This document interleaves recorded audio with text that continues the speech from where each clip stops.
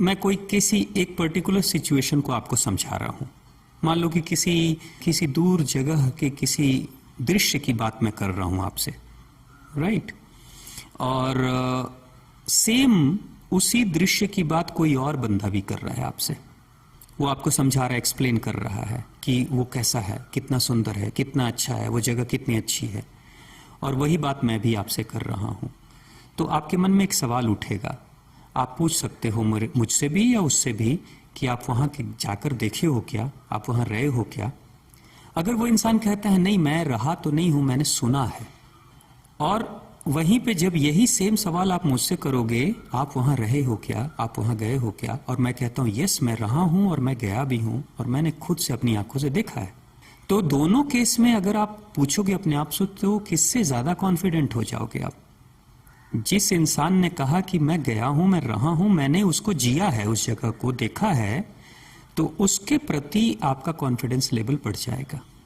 तो अगर वो बंदा बोलता है, जो गया है, जो रहा है, वो अगर आपको कुछ कहता है ना, तो वो जिस भाव से बोलेगा वो भाव आपके अंदर भी ट्रिगर करने लगेगा, वो भाव आपके अंदर भी जग जाएगा ऑटोमेटिक। आध्यात्मिक जो यात्राएं हैं, आध्यात्मिक यात्राओं का लक्ष्य ये है कि धीरे धीरे आपको किसी एक चीज में दक्ष बना दो। लेकिन दक्ष कौन बनाएगा? जो उस मार्ग पे चला है, जो उस मार्ग को जाना है, समझा है, चखा है टेस्ट को। तब जाकर कोई दूसरा उसकी सुनेगा तो फिर वो भी उसके प्रभाव में आकर वो भी चलने के लिए प्रेरित होगा। मैं ये नहीं कह रहा हूं कि मेरे कहने से आप चल के पहुंच जाओगे, नहीं। मेरे कहने से अगर प्रेरित भी हो जाते हो और चलने के लिए यात्रा अपनी शुरू भी कर लेते हो, तब भी आपका कल्याण की दिशा में, आपका मार्ग पे चलना बहुत कल्याणकारी हो जाएगा। कम से कम चलना तो शुरू किया आपने, पहुंच तो जाओगे किसी न किसी दिन अगर चलते रहोगे तो यही चीज होती है कि अगर कोई चीज आपसे बताई जा रही है और बताने वाला भी अगर उस मार्ग पे चला है, तो उसका असर आप पे जल्दी होता है। मैं एक कल्पना की बात कर रहा हूं।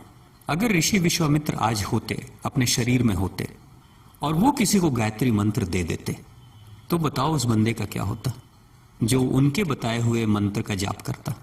यही है कि जो देने वाला है वो कैसा है, उसका असर होता है। क्योंकि इमोशनली आप उसके साथ भी जुड़े हो ना, उसका इमोशन भी तो काम कर रहा है ना, कि वो अगर किसी को देता है तो फिर उसके बाद से वो उसके लिए डायरेक्टली इनडायरेक्टली प्रार्थना भी करता है भगवान से कि मैंने किसी को कोई राह बताई है, उस राह पे उसे चलने के लिए शक्ति भी प्रदान करना ईश्वर भगवान। तो भगवान भी वो, यानी कि जो विश्व की ऊर्जा है, वो भी काम करने लगती है उस पर।